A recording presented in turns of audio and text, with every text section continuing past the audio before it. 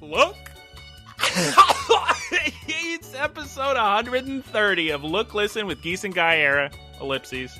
Taylor. And Taylor, yep, he's here too. Actually, no Geese this week, believe it or not. Because it's her big birthday bash weekend and she's got to celebrate. Is she one of those people that stretches it into a birthday month? No, she's barely celebrating her. I mean, she went to a dinner, I think, and they gave her some ice cream that said happy birthday. Something along those lines. I hope it was just 42 scoops of ice cream on a giant plate that spell out happy birthday. She's not 42. She's much younger than. Or however many. Yeah. However many it would take. Guys, she did get a mysterious Amazon package of 2 immersion blenders. Who sent it? A Chinese spy? Who has the address for where she is in Florida? Not many people. So. Oh, wow. My guess, because I've had this happen before where you'll buy something from some third-party vendor on Amazon, and then they'll just send you an additional item and say, here's a gift. Thank you so much for buying from us. Was the package delivered by itself? Yes. Because normally they're just like, oh, here are some earplugs to go with your face mask. Yeah. Here are 2 immersion blenders. Are they good immersion blenders? I don't know. I'm afraid for her to use it because I'm almost certain they're filled with cameras and the spy microphones. Just trying to... Just tell her to microwave them. Yeah, tell them to microwave the blenders. That's a good trick. I didn't watch the show The Americans, but I'm sure that's how they would have dealt with the bug problem. The Americans, that's the one with the spies. They were actually spies the whole time, but they pretend to be American. They were Russian. They were my people. Oh my God, you don't need to bring that up, Taylor. All right, guys, this is a podcast about Pokemon and other things. It's actually, as Taylor astutely observed, it's actually about other things and then Pokemon. So depending on what you're interested in, you can watch the first half or the second half. Or listen. In this case, it's more about intrigue so far. Ooh, mystery. Taj Mahal. Okay. There's no Geese this week. Our first segment, of course, is Geese of the Week. What you've been peeping in on Geese. Instead, I need to tell all of you a tale because Geese Peep said I had to tell it on the pod, as the kids say. There's no way she said on the pod. I can't. That was the spirit of the. Okay. The request, right. Guys. I hate to be the bearer of bad news. We can no longer have fun playing Mario Kart. We can no longer laugh at cartoons. We can no longer laugh at cartoons, Taylor. But I love laughing at cartoons. It's not going to happen. It's a sensitive subject. Oh. Guys, you're going to think it's a made-up funny story. But the other night, Sunday night, I'm walking home from work. I'm so excited. Made up. I'm so excited because I got my discount 50% off iced Americano. It's even got the 85 degrees Celsius wrap on it for extra protection on top. And I'm going to put it in the fridge and drink it the next morning. It's the middle of the night. I'm walking with full drink tray. I'm having the time of my life. Can't wait to get home. Guys, tell me why I'm walking middle of the night and out of nowhere, my foot slips out from under me. And then I'm just on the ground and all my drink trays and all my drinks are spilled everywhere in my umbrella and my Cocoa Ichi bottle. And I look down and see a mushy banana peel. It's go on. I want to hear your story because I have experienced this. I had such a bad knee injury. It scraped and bled so much from a banana peel on the ground. The big funny cartoon joke. Mario Yoshi even is just throwing his banana peel behind him and we're all laughing as the little cart spins out. But why are we really laughing? Why are we laughing? This is a real tragedy. I'm still in pain. It's a very real thing. Bananas, if you step on them with the peel side or the interior down, it's the slipperiest thing in the world. I was furious. Why did they leave so much mush in the banana? I was furious. I was in so much pain. And the first, 5 seconds, I thought, oh, we're in big trouble because I could barely even move Luckily, it only took 10 seconds to be able to walk again. But for the first 10 seconds, it was like, oh, God, I can't even move this leg. Guys, I am at a loss for words. And also that day, I fell walking up the stairs and hit my arm really hard on a railing. And then I realized that also the back of my heel was in tremendous pain. So I had to bandage that. There's a sore there. So it's injury city over here, guys. Oh, gosh. You only have 2 healthy limbs now. I know, it's gruff. One of the first time I ever had experience with that, and luckily this didn't happen to me. It happened during swim class. We had thrown a banana peel as a joke in the middle of the hallway because nobody thinks that actually happens. People slipping on banana peels. Somebody's charging down the tile floor. I was a freshman, so I was more of a bystander in this situation. It was probably some of the upperclassmen at the time who were, tossing said peel. Anyway, this person is charging down the hallway, books in hand, full backpack, and they step on the banana peel and just skate 8 feet down the hallway and fly feet up on their backpack. I didn't know it was a thing at the time. Guys, no more joking about bananas anywhere in the podcast. So next time you write in looklistencast@gmail.com, no banana jokes, please. This is a serious message, a serious matter. We can't be joking about bananas. It's a threat to our society, our civilization. This is going to be a big problem for people who enjoy inside jokes about Arrested Development, but we'll get through it. Taylor, before I even begin to introduce Watching, Playing, Eating the Week, are you going to tell me you're such a Caleb that you're watching this week is Nosferatu and Squid Game 2 and then you ate Burger Bodega? Because I'm about to lose my ever-loving mind if our lists are just the exact same. Listen, Squid Game was not my choice. Everybody knows I'm not the biggest fan of it. And Nosferatu, I saw it 2 times. Oh, that's why you put 2. Yeah. Guys. Nosferatu. Yes, the jokes write themselves. Guys, it's time. We've teased you long enough. It's time to move on to watching, playing, eating of the week. My heel's acting up. Oh, God, I can't speak. First of all, Taylor, we don't need Squid Game slander. Squid Game Season 1, very good season. Overrated? Well, yeah, that's anything huge is, but I mean, you can't lie to me and tell me that if you were the person who discovered Squid Game and nobody you knew had ever seen it, you wouldn't be like, guys, this show's so sick. You like Battle Royale? You like Hunger Games? It's so much fun. Well, the weird thing, I was actually talking to Guncan about this because she was the one really petitioning to watch Squid Game Season 2 all at once. I have a lot of thoughts on the sequel, but it just reminded me how many frustrating moments there were with lack of communication between characters. It seemed like they were kind of wasting our time with a lot of the conflict in the show when the show was very interesting on its own. Are you talking about Season 2 or Season 1 right now? Both seasons. Season 2 reminded me of how I felt about Season 1. Okay. It's been a while since I've seen 1. I saw it when it came out, so I can't actually speak on that. My memory says Season 1 was great. I loved it. Season 2, I think I know what you mean. Season 2 is just a bit too unbelievable, actually. And did you watch all of it? Yes. Okay, Season 2, I also watched all of it. And I'm just kind of, it's nowhere near as good as Season 1. And I always have a problem when I can see the twist coming from second one. Yeah. You probably saw the twist coming, too, with the one guy. Of course. Yeah, he's the sketchiest dude on the planet. All right, big spoilers, but we're not going to spoil. Okay. Yeah, Season 2 is not as good. I mean, you could probably have a little bit of fun out of it, but we'll see how Season 3 is because they're going to wrap it up this year, and then the whole thing will be over. And I just don't believe anything in it. It just doesn't add up to me. I just kept shouting at the TV like a 70-year-old man. I don't care about any of these characters. Season 1, I think, was more interesting. Season 1 had better characters. It was a very unique concept. It was so cool because it came out, I think it was in 2021, so like midway through the pandemic. So everybody was watching. Yeah, literally, people in my work were always coming down to talk to me about it. And they had the gall to ask me, are you watching in English or Korean? I said, what are you talking? You think I'm going to watch in English? Anyway, yeah, Season 1 was just a fun time. And all the games were cool and interesting. And I don't know if I know since Squid Game, you've watched a million K-dramas and K-movies and K-pops and all that. Yeah. And whatnot. But at the time, I hadn't watched much Korean entertainment, actually. When was Parasite? Was that before or after? Yeah, it was before. It was 2018, maybe. So it's kind of interesting watching some Korean stuff, seeing the differences.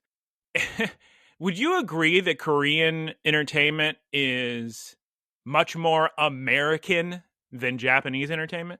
This in particular is much, much, much more American. Oh, just that one. Okay, yeah. There are like different societal pressures that everybody deals with, but you see a lot of stuff with in Korea with classism. Oh, big time, yeah. And even the stuff we always go on about with Japanese, there's entire plot points of Squid Game Season 2 where they're like, how old are you? You need to treat them this way because of your age difference. Yeah. So like the various like cultural minutiae, like honorifics are, those are consistent, but it's not as pronounced in Korean culture. In Japanese culture, obviously, that's a huge, huge thing. Korean shows mostly are either about hyper affluent people or hyper poor people. Yeah, they do love that. So Squid Game Season 2, it was okay. It was fine. I respected what they did with the storytelling a lot. I love when a sequel has a logical next step instead of just like, and we're bringing it back. Unfortunately, it's all over the advertising. They do go back to games, and that felt a little forced. Yeah. And there's only one repeat game, right? Yeah. Either one or two. Yeah. There's just one repeat game. But those episodes felt like they were wasting my time because the shock of it was gone. And I wasn't like, oh man, I can't wait till I find out what their reactions are going to be when they find out the stakes are real. Yeah. At a certain point, it just became like, you've had so many opportunities to die. I don't even care. Like, yeah. Is this supernatural? What are we doing here? Is the end going to be it's all simulation and he can never die? And it's just, guys, it's silly. Also, the whole plot points of let's get 1 million guys together. It's just. Yeah, it's not as good as the first season. Let me real quick. I'm going to have you start us off talking about Nosferatu, but I just want to real quick say I finally watched this apparently classic Australian movie comedy called The Castle with some of my family over Christmas break. I don't even remember where I heard about it, but it's beloved by Australians. It's a cute, funny little movie about a man who's trying to save his house because the airport's expanding and they're trying to say he can buy his land. And it's that's fun. It's just a funny little movie It's from the 90s, but I don't know if it's Australia in general or the vibe they were going for, where their outfits and the way they dress, it looks more like the 80s, but it's kind of fun. And then on HBO Max, you know me, Taylor. I had to watch that with my grandma, so we're going to watch what I'm most expertised in, Juror Number 2. And boy, was I ever pausing and saying, actually, they don't actually say your full names. They just refer to you by your juror number. Juror Number 2 is whatever. And if you want to watch it was made by Clint Eastwood, so that's something. There's a cast in it. There's lots of people. Nicholas Hoult needed more for his IMDb, I guess. So if you want to watch that, go ahead. I'm not going to stop you. Taylor, tell us about Nosferatu. I think this is going to be my favorite movie of 2025. It is so good. And I've been watching stuff about the camera work because the camera work is ridiculous. Remember the hand? The hand is insane, but everything from how they didn't have to use steady cams at all. So they get all these really hard pivots in scenes that add to the surrealism. I've never felt so necessarily dream-like a vibe. It's very crucial to the storytelling. It makes you feel like you're kind of under a spell the whole time, which I think is really cool. The guy who does the lighting for Robert Eggers tends to prefer one point of light, and then he'll use mirrors if he needs to, but that really adds to it. The design of the Nosferatu is really sick.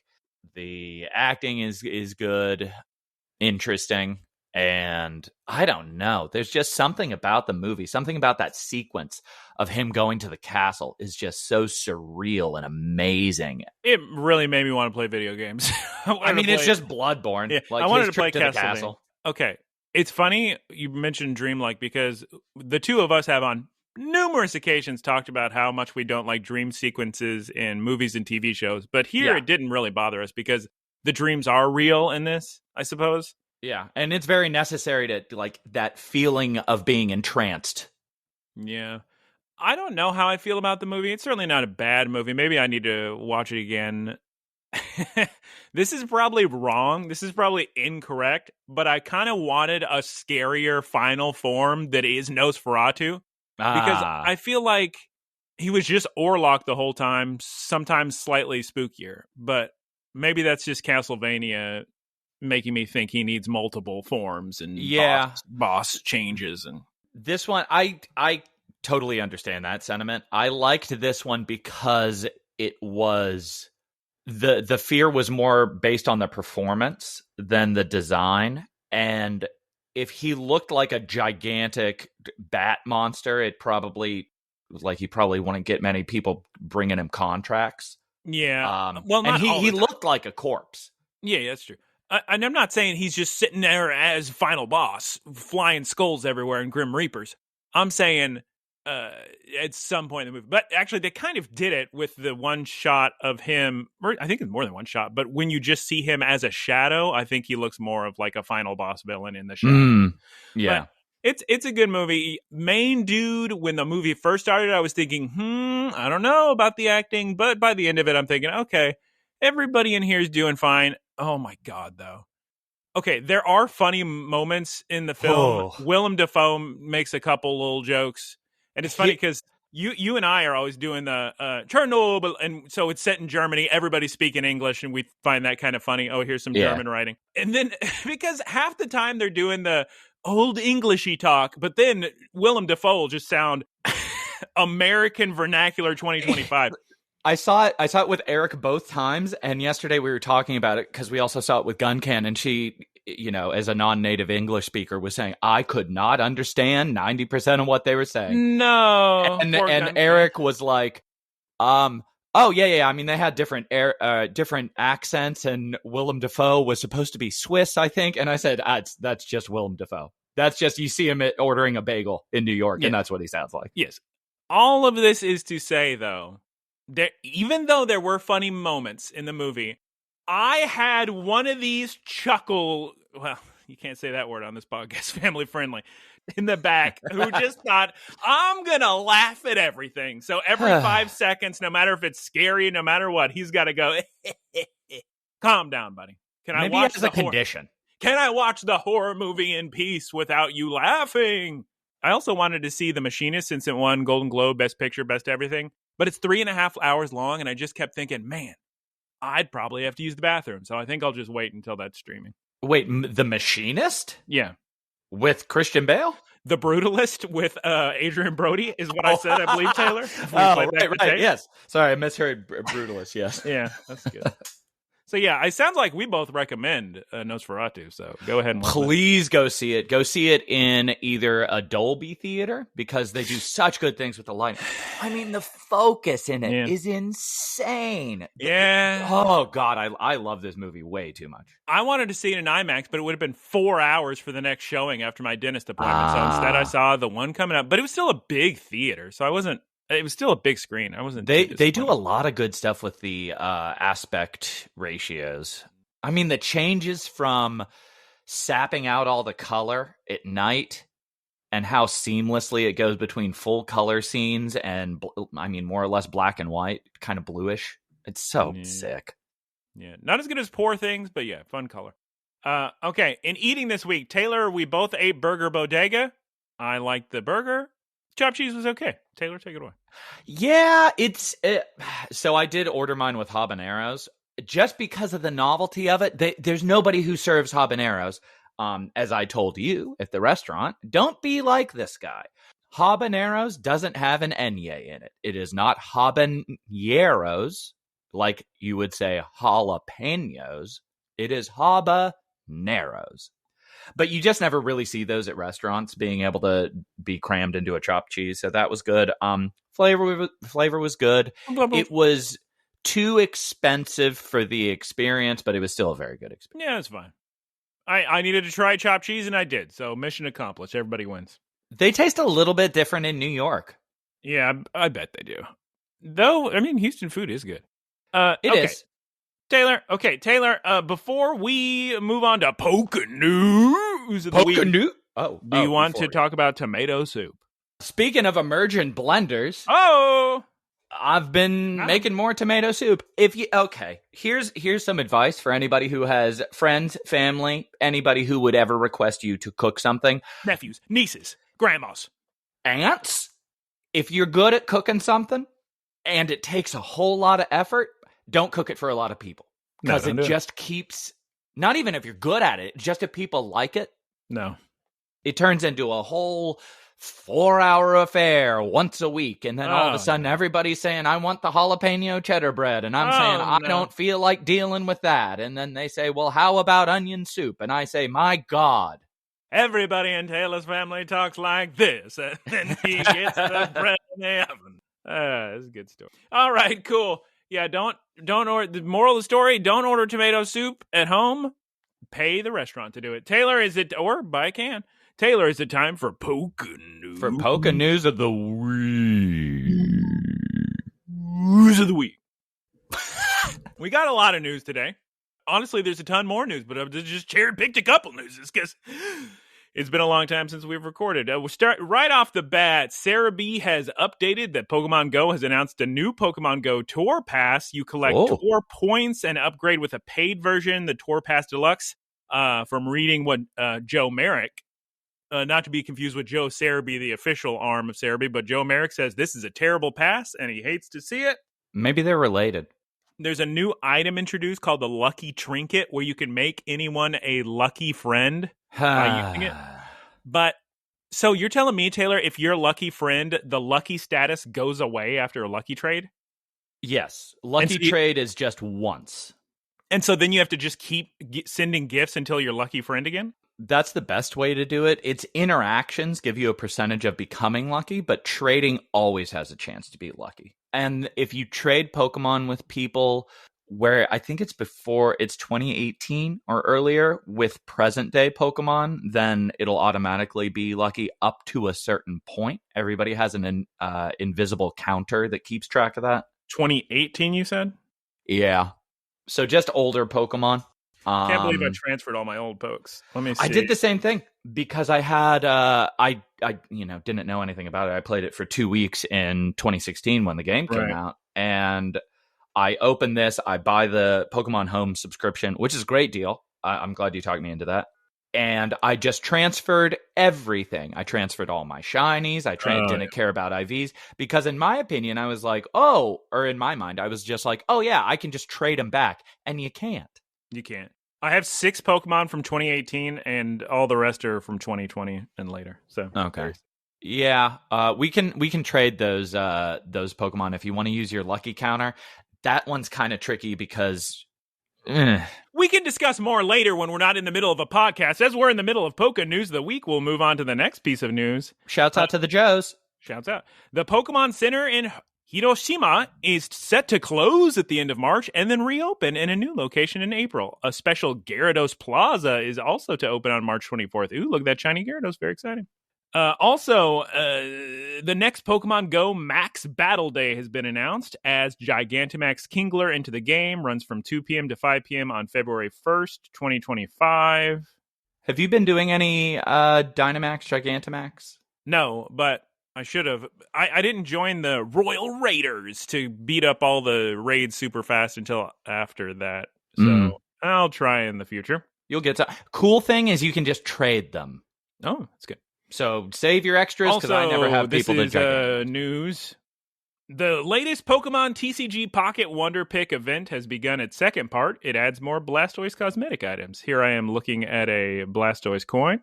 What do you call it? A card sleeve and a Blastoise playmat. Very exciting. And in the final piece of Pokemon news this week in Poké News of the Week, you better hurry on this one because the Pokemon Scarlet and Violet Mass Outbreak event, parentheses, the next one, has been announced. It focuses on Flamigo, everybody's favorite. Runs from January 17th, today, through January 19th. So you better catch your shiny Flamigos. And how? Taylor, I don't even, it's been so long since we've, what even do we start with? How about, Taylor, take it away with last week's on Pokes. Taylor's going to, we're talking about Pokemon now. Taylor, what's your last time on Pokes? Previously on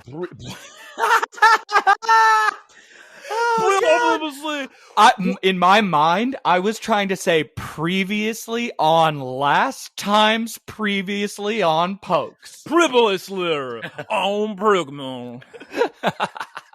Poor Guncan. Imagine her trying so hard. What accent is this? Previously on Pokemon. Previously on Pokemon, the gang see mighty G's return, and I don't think they saw that it was Ludlow? Yes, Ludlow. I hope that was audible, but I heard you go. I was trying. I was trying to force it out of my brain. Yeah. Taylor, can you please tell us this week's episode title in English? A fierce fight against Entei, the noble roar of flame. Wow, very impressive, Taylor. You said all those English words without even a moment's, seconds hesitation. My head wants to insert L's constantly in words now. Or in Japanese, Gekito Entei Hono no Takebi. Hopefully that's right. You be the judge, Japanese speaker. Taylor, can you please give us Geese Peeps' one-sentence synopsis of the week, please? In honor of Geese's birthday, the gang goes on a wild goose chase. Yeah, that's a good one-sentence synopsis. Guys, we open with I'm going to tell you right now, I don't know how high the score is going to be. It's not going to be through the roof. So set your expectations already. It's an episode of Pokemon, I guess. Okay. We open with the kids asking a fisherman about the Entei he saw, because as you'll recall from episodes previously, we know that some people have seen some Enteis around here. We heard it from Goofball Jones. We heard it from Soldio. We heard it from Momo-chan. Just flocks of Entei. Just Entei as far as the eye can see. Here, Fritos, show the man on the map, and he can point, and then we'll see where the Entei was. Perfect. Great. Right here. Great. All right. Back, guys, we cut to the Brave Olivine in the war room. Turn on the overhead projector, Fritos. We're going to look at this map. We're going to put the dots. We're going to pinpoint, enhance.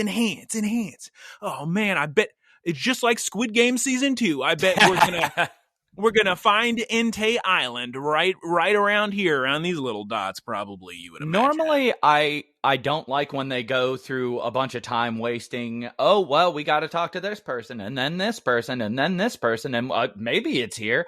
I actually didn't mind the little fact-finding portion of this episode. No, it only took 3 seconds. It's very short. Really. Very efficient, and I liked how they met one person, and he was like, oh, I know a bunch of people who have seen it, which is great, because normally it's like, I was the only one to see Rayquaza that day.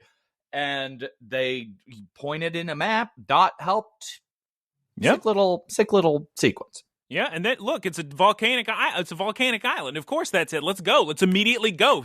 Theme song, please. Let's continue. Okay. Pokemon.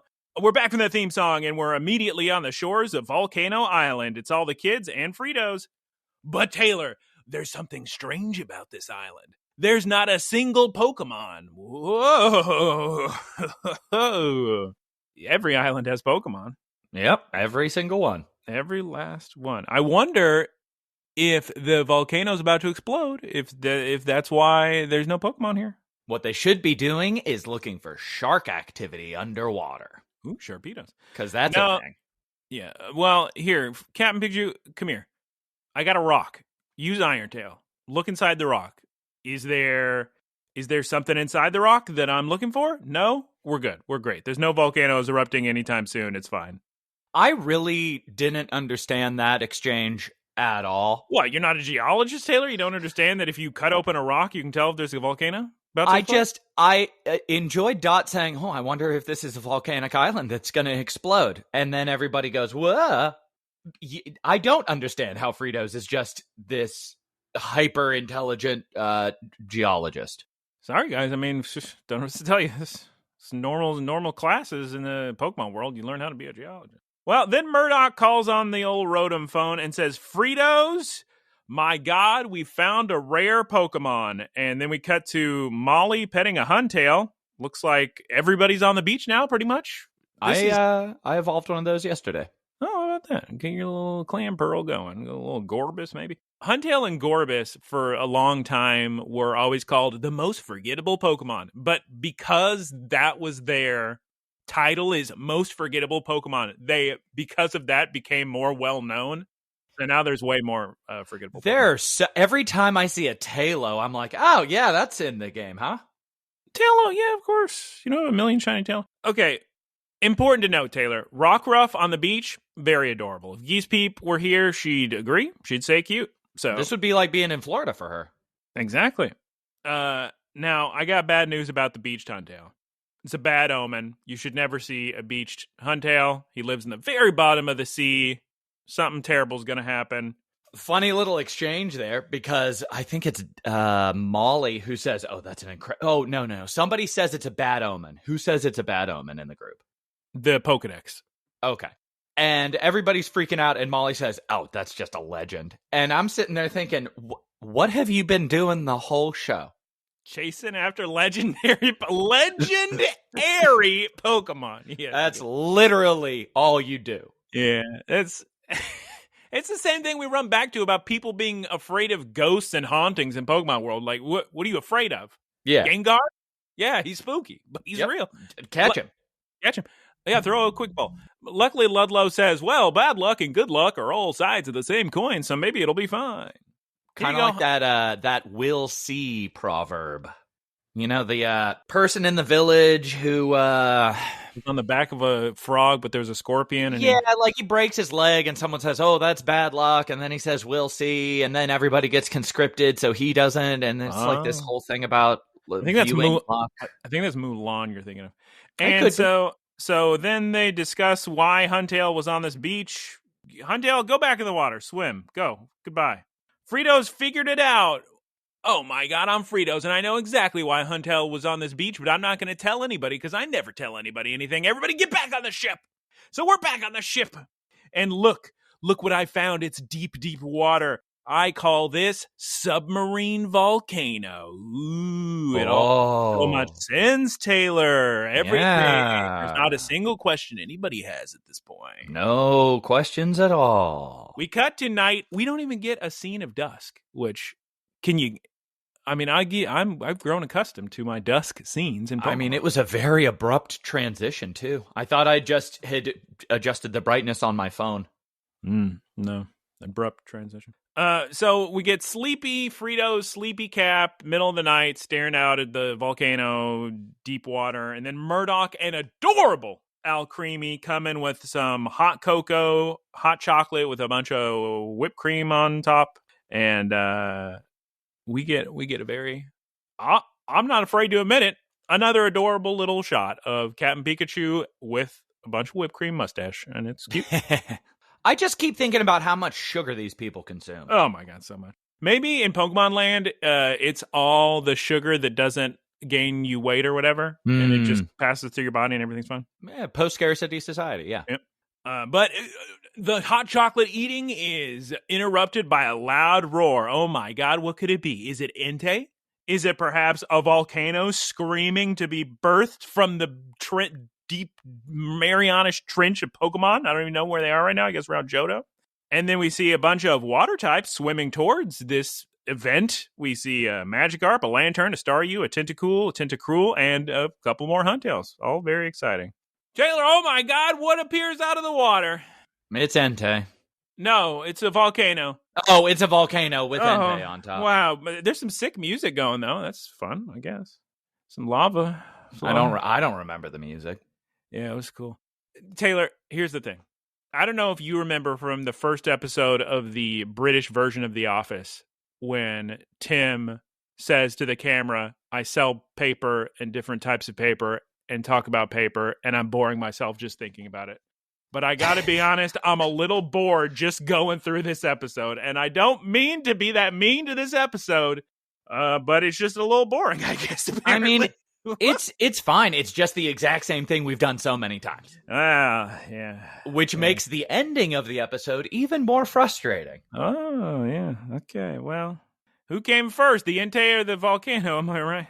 Yeah. All right, guys, we got a big volcano coming from the ocean. This is obviously a big deal.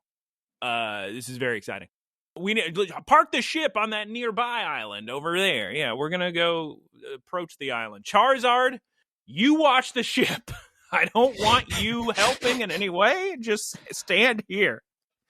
The the birth of a new island and a dancing ember. And Taylor, what legendary Pokemon appears on top of Mount nearby island? It's, if you can believe it, Entei.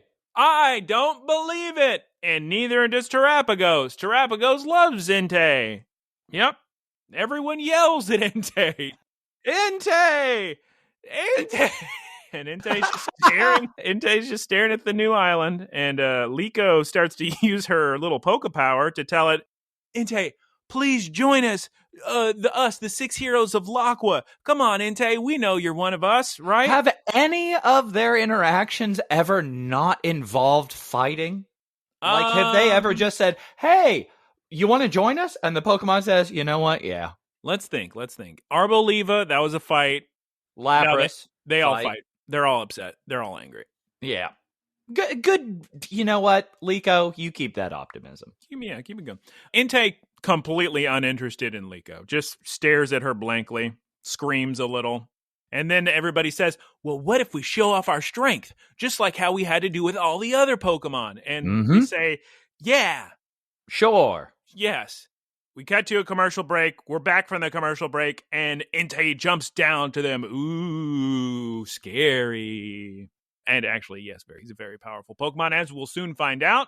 Captain Pikachu, Florigato, you're going to distract them. You're going to distract Entei while Crocalor and Quaxwell use some super effective attacks. Thunder Punch. Oh my God, Sacred Fire. That's very strong.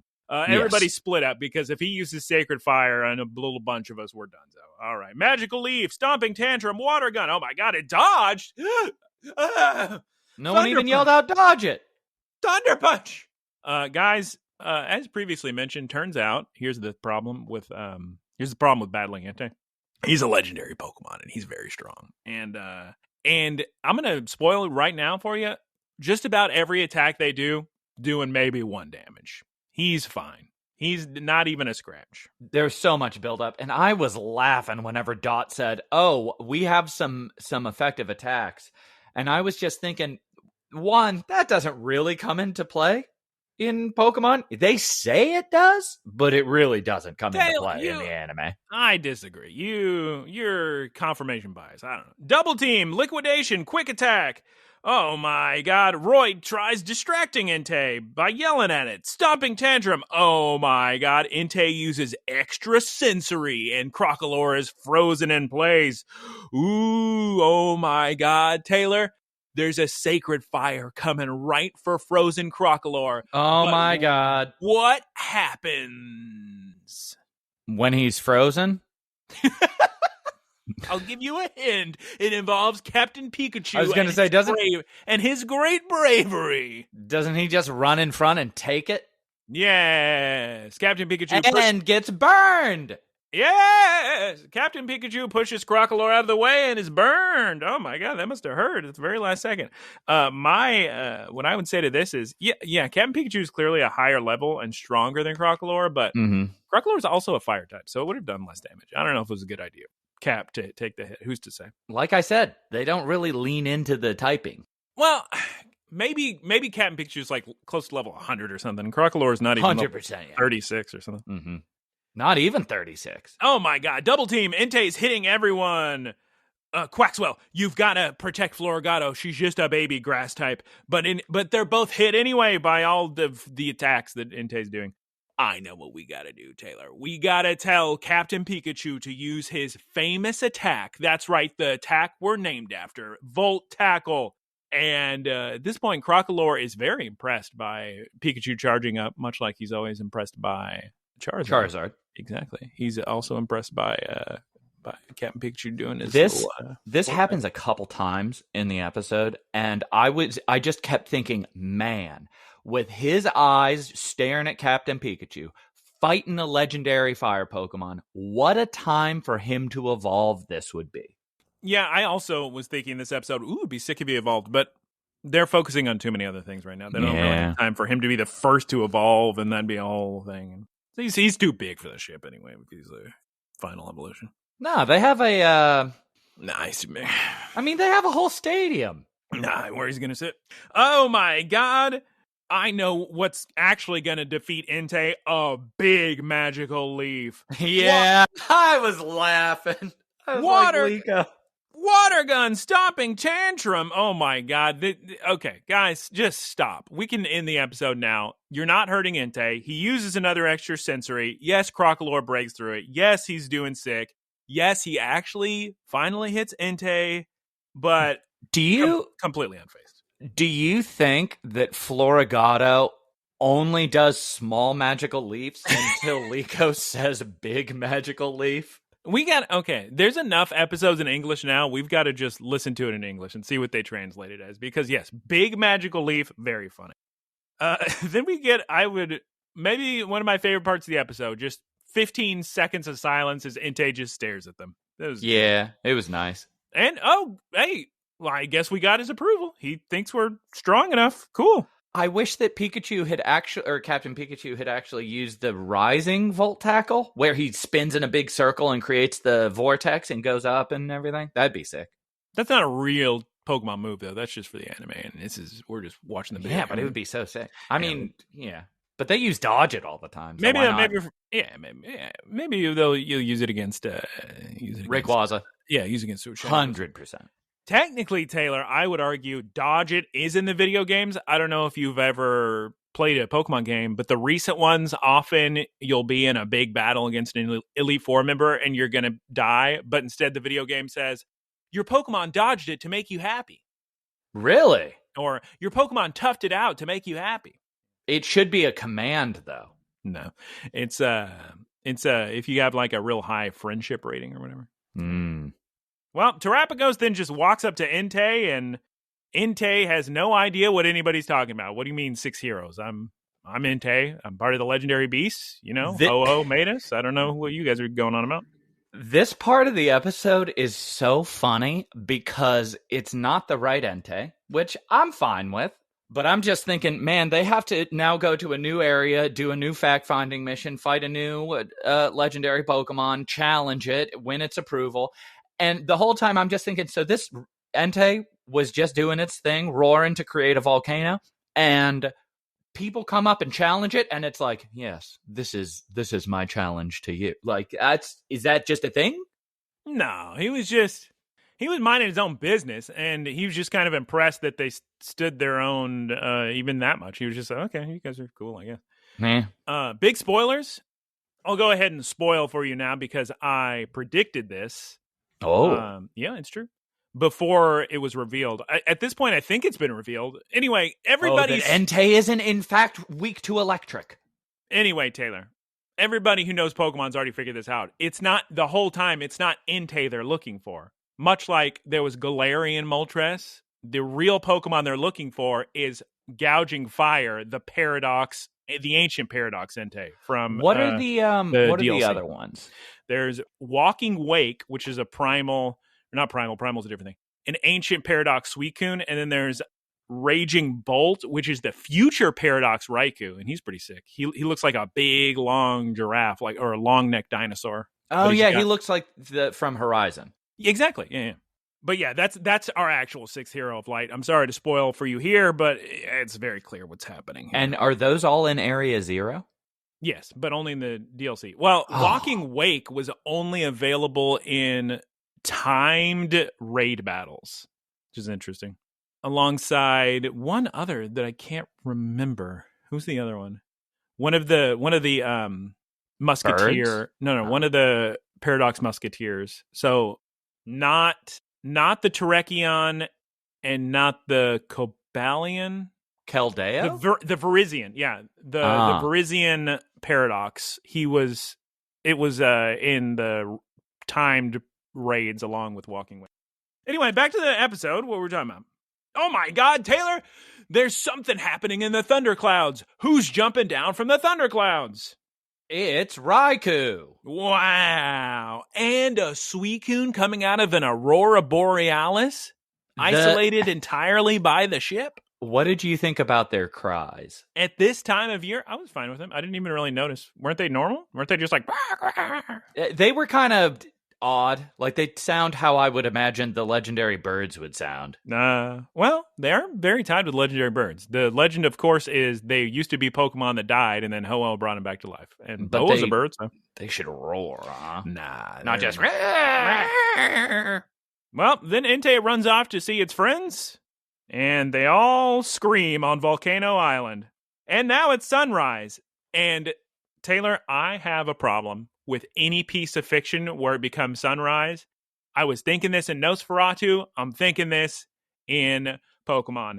I can't focus on the story at hand. I'm just so worried about all these people's sleep schedules and thinking they need to get to bed. They need a nap. So do you picture yourself in this situation? Yes, or do you I'd be so sleepy. I picture Mike Ehrmantraut, the 70-year-old man, sitting in a car doing a stakeout overnight with just a cup of coffee, and he's fine. And I'm sitting there thinking, if I don't get 9 hours, I feel awful. I'd be vomboing so hard if I had to drink coffee past bedtime, past 6 p.m. So we're in big trouble. Well, luckily, Mike Ehrmantraut, you do need less sleep as you get older, which is good news. I still need so much. Yeah, but I can't even enjoy the story. Just concerned. Well, the legendary beast runoff. Fun. We cut back to the ship, and, as we all have figured out at this point, looks like Entei was not one of the 6 heroes, huh? I wonder if it's perhaps gouging fire. Spoilers. It's got to be. Well, anyway, sick to see the birth of a new island with the 3 legendary beasts, I guess. Yeah. Fun, and just right? randomly see this ridiculous event. No, it was cool. It's fun. Fun episode. We accomplished a lot today. We immediately smash cut to, what is it called? Exceed, Frito's old work. You remember. Excel, Microsoft Excel. And they're just like, I guess we should throw some plot in here or something. Here's a little plot. We see Amethio, our boy, haven't seen him in months. And he's just talking to Man with the Cinccino. You know, he works at the place. They're talking about Laqua. Cerulege is hanging out. And here's the thing. Amethio, can't give you any information. It's all locked by Gibeon. All right. Amethio leaves. Another knock on the door. And who is it, Taylor? Our favorite character. Nobody could in a million years forget this man's name. The trainer of Spinel. Final. Thank heavens he said the man's name as he walked in. That has to be some level of awareness. Yeah. He says Spinal. It was so good. It would have been funnier if he had a name tag. And Taylor, I now in my note, yeah, you should.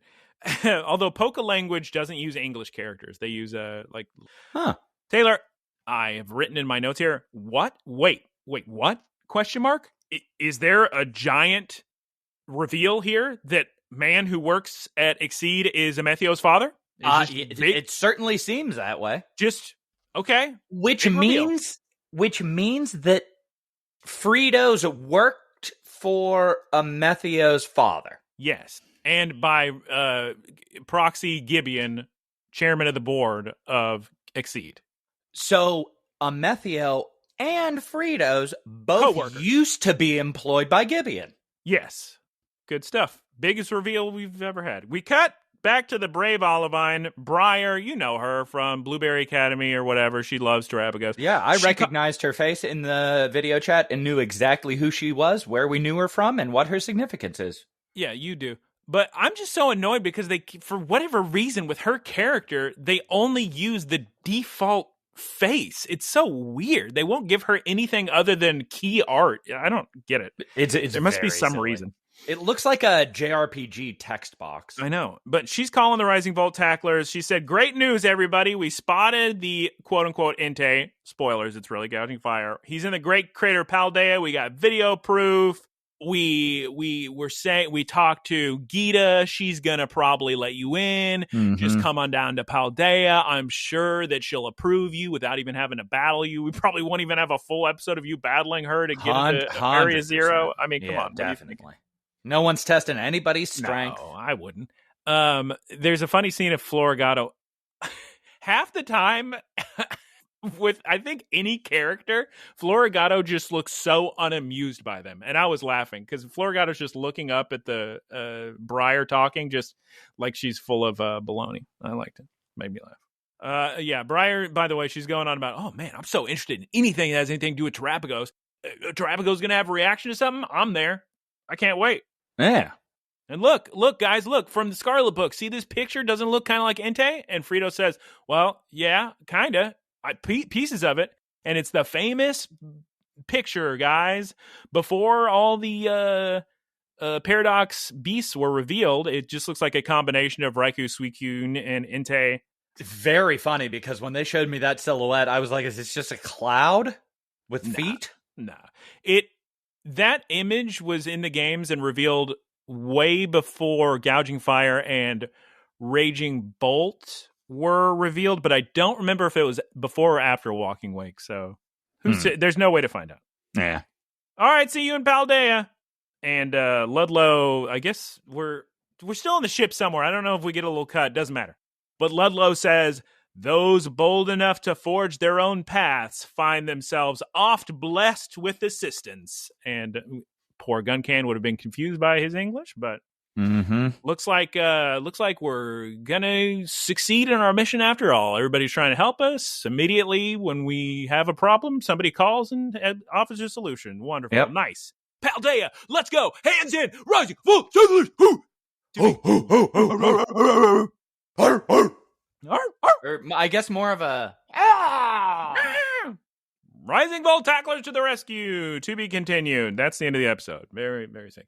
Real quick, before we discuss it, let's hear about what Fritos has to say in the seminar this week. It's about Entei. And Taylor, turns out when Entei roars, a volcano erupts. How about that? I thought that was kind of sick. It's kind of sick. You'll never guess what the animation is. We see Captain Pikachu climbing a cliff, and Entei appears. He roars, and take it away, Taylor. What happens? The volcano erupts, so it's fun animation. Most pointless animation of all time? No. It was nothing happened. It was just exactly what the thing said. Yeah. I thought it would be a little more, I don't know. I thought it would be more fun when I saw fun, Captain no Pikachu. Jokes. Just Captain Pikachu climbing a cliff. And then just a volcano. Okay. Guys, I'm gonna level with you. I'm normally pretty excited to score these episodes. I go, oh man, so fun, so cute, so cool. We're at one of these really awkward points when it comes to a score where it's not bad, like that one episode where they're trying to find Sprigatito for the 10 millionth time in the anime. Can't believe they found her. Yeah, it's crazy. Where are we gonna go? Am I going below 7 or am I going above 7? Taylor, take it away. I need some time to. You got to go above 7, below 9. Oh God, we're not even coming close to 9. Get out. Yeah. Don't even think about the 8s. Well, I'm thinking about if the problem is if they had shown something similar to this with like an Arboliva, if the first one they found was just the spirit of the forest or whatever, and they did like a little switcheroo, and they were like, oh, this isn't even the one that was going on. Other Arboliva, as part of the same forest network, saw that they quelled the anger of the first one, and then said, oh, I'll join you. That would have been a creative way of giving the old, ooh, that's not the real one. Princess is in another castle. Taylor, can you please, because I'm feeling like I'm going to probably accidentally score this too low, can you tell me the good things about this episode so I can give this a reasonable, fair, objective score for what it deserves? Because I do have a feeling that for some reason, maybe I've just watched too much good entertainment lately, but this is letting me down big time. It's not as bad as I think it is, I think. Okay, so it is not as bad as you think it is. The only problem is they're just doing the exact same thing over again, and it's not even the real thing. So that means not only are we going to have 6 instances of this, we're going to have 7. So have you told me anything good yet? Well, I'm kind of talking through it myself because All right, when I was watching it at the beginning, when they were doing the fact finding, I was like, oh yeah, they're streamlining this. This is great. That little bit at the beginning, I was like, this is a great episode. They're really respecting our time. Then them seeing Entei pretty quickly, also very cool. They had reliable information. There wasn't any, oh, whoa, it's not Entei? Who is it? Didn't have any goofball, this is actually, I mean, you're right. It's a very hard episode to gauge because it's fun seeing the 3 legendary beasts, but it also doesn't give that event the respect it deserves because it's not what they were looking for. So it ends up being the same feeling as, oh, wow, that was a cool waterfall. All right, back onto the real mission. So I'd have to give it under an 8, I think. Above a 7, below an 8. The fight was cool because the kids didn't win out of nowhere. It contextualized the strength of legendaries pretty well. How well did they do against the final battle? I know you don't want to bring this up and you've blocked it out, but how well did they do against Cleavor? Wasn't it the same kind of thing where they just didn't win at all? Most of these tend to be them not winning. This was just Entei being amused. I didn't really care for this episode. I'm not being convinced, but I think it'd be cruel to put it in the 6s. Here's what I'm going to say. It would be in the 6s if it weren't for Captain Pikachu's whipped cream mustache. So yeah. So it's either a 7.0 or a 7.1 for me. I'm going to think about it. I'm going to hear your score first and then decide if I'm doing 7.0 or 7.1. My issue is the only really interesting thing was talking about Amethio and Spinal back at the lab. Oh my God, they just tacked that in on the end. I forgot we had an entire reveal of Amethio's father. And I just don't think they did anything with it. It was just like a little zinger at the end, and it's like, huh? Are we going to give them a point or half a point, a tenth of a point for being so kind as to addressing Spinal by his name? It's second place to having him always have like a lanyard with his name on it.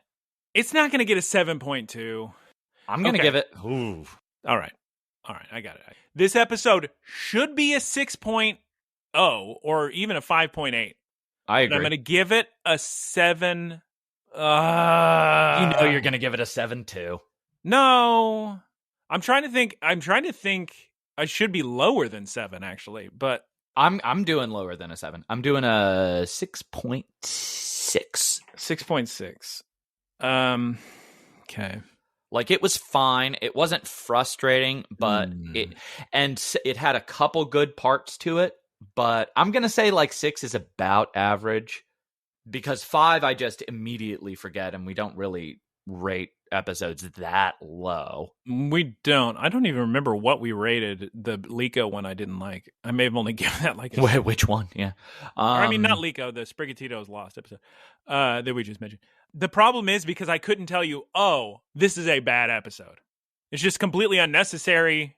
Didn't get much out of it. It's a time waster, and the only... it's just a combination of things they've done before in order to delay things. I was so excited at the beginning because I was like, oh, they're actually fast-tracking this along because they know we've seen this sequence so many times. And then they just made it all a waste of time. Because I can't think of anything that I thought, oh, I really dislike that. But it was just boring. Okay, yeah, with the I'm going to give it a 7.0 flat, but with the caveat, it actually should be way lower, but I'm really helping them out because they gave me adorable Captain Pikachu whipped cream mustache, and I guess we had giant reveal of Amethio's father. So 7.0 actually should be lower, but just a nice IGN 7, nothing wrong with that. We could go on forever about this, but before we move on to the wrap up, Geese Peep has a question for us this week. Since she's not here, she is going to ask, what is your favorite style of immersion blender? You're close. What is your favorite flavor of snow cone / snowball? Snow cone.